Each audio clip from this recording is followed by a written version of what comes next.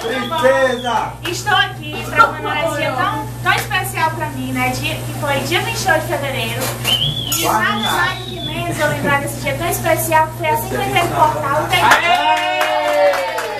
Só que aí, dia 28, eu logo viajei com a Isabel Ribeiro. Ela marcou muito minha entrada aqui no portal. Comecei a viajar com ela.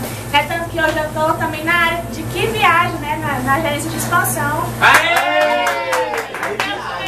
Eu comecei viajando através da Isabel. Conheci muito sobre o Piauí. Ela me ajudou muito. Então quero agradecer muito a ela por esse dia.